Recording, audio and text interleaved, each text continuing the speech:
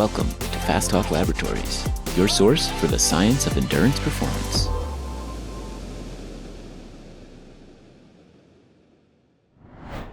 Hey everyone, welcome to another episode of Fast Chats. I'm Chris.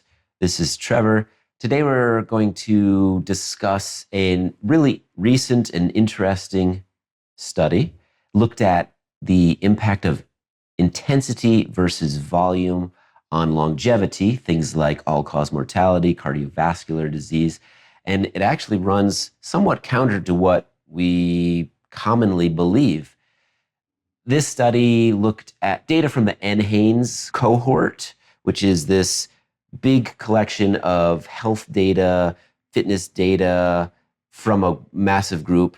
They looked at a specific subset, 7,800 participants, I want to say, in this study, and they had them wear fitness trackers. That was giving an understanding of how much activity they did and what type. They did wear it only for 7 days. We're looking at data that encompasses a decade, so there's a bit of an extrapolation here, but the findings were still very interesting. There's a lot to dig into. Yeah, so the short of it is, well, they certainly showed activity is good. So the people that got very little to no activity certainly showed the highest risk of both cardiovascular disease and all-cause mortality. So getting out and getting exercise is good. But what they showed was the benefits of doing intensity. And they weren't looking at elite athlete populations. They were looking at average populations. So what they were referring to as intensity is a brisk walk to a slow jog. Right. But the benefits of intensity definitely trump the benefits of just getting volume. Mm-hmm. So you're going to get some benefits with volume, but you need the intensity to see the true benefits. And intensity was the only one that seemed to reduce the risk of cardiovascular disease.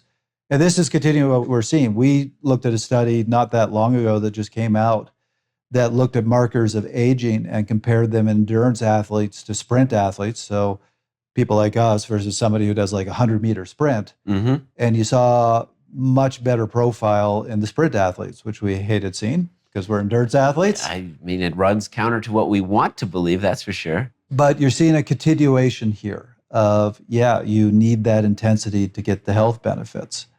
Another really important thing that they showed, and I think this is part of what motivated this study, World Health Organization used to recommend you need at least 10 minutes of continuous exercise multiple days a week. They've now gotten rid of that recommendation, and their new recommendation is every minute counts. Mm-hmm. And not going to argue with that. Activity is good. Get activity. It's better than not getting activity. But what this study also showed was that where they took people that got the same volume of exercise and the same amount of intensity, but one group got it in a continuous session of 5 minutes or more, and the other group got it in small bits through the day. Right. The group that had that continuous session had a 72% reduction in their risk. So you need that continuous exercise. Yeah, and we're talking, like if you get it in bouts, 5+ minute bouts, that's better than a 30-second burst in the morning and a 30-second burst, which would make sense. Right. And I got to take it further and say probably getting 15 minutes to an hour is best. Exactly. You have personal experience with this, some relational dynamics. Yeah, so my girlfriend's the same age as me, and I try to give her advice because this is what I do for a living. And of course, she listens to absolutely nothing I say and follows influencers. Well, we're not going to get into why that is, but... There you go. But she has been following this influencer who's our age, who has been saying, all you need is to get walks. You never need to do intensity, just go and get long walks.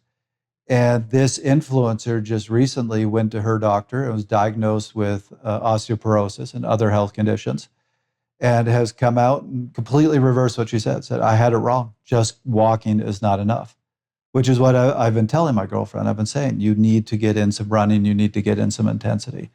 And this study is really the evidence of that. And Chris, there were 4 graphs that were complex, but really interesting. I think that those 4 graphs are the meat, the heart of this study, and they really represent the shift or the arc that you're seeing.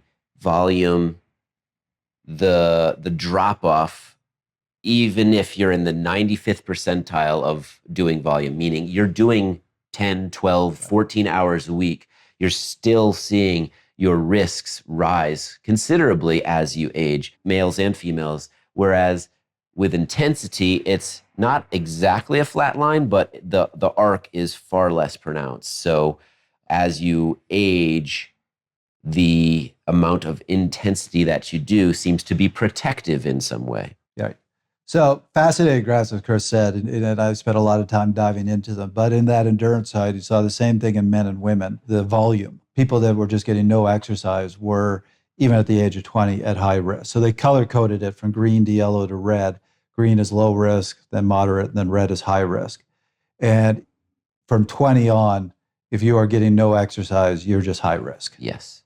But in those people, as you said, in the 95th percentile, who are probably athletes getting a lot of exercise, if all they're doing is volume and lots of volume, you still see, once you get to about 50, a pretty rapid decline. Mm-hmm. And you end up in the moderate to high risk if that's all you're doing. So basically saying volume is important, but it's not enough. As you pointed out on the intensity graph, when you had people, and this was more precipitous in women than in men, if they were getting no intensity, they started at moderate, maybe a little bit green in their 20s, but then it really drops off and goes to very high risk as you age. Where the people in the highest percentile are getting a lot of intensity, and again, I'm not saying going out and doing sprints, they're referring to intensity as brisk walk or slow jog. As you said, it's almost a horizontal line where they stay green even into their 80s and 90s. And more importantly, the theoretical risk is still lower for those people than 20-year-olds who are getting no intensity. Mm-hmm. Yeah, it's a really interesting study, complicated, a lot to discuss. And we do in the podcast episode. So if you want to hear more about us discuss that particular study and others that are related, check us out, Fast Talk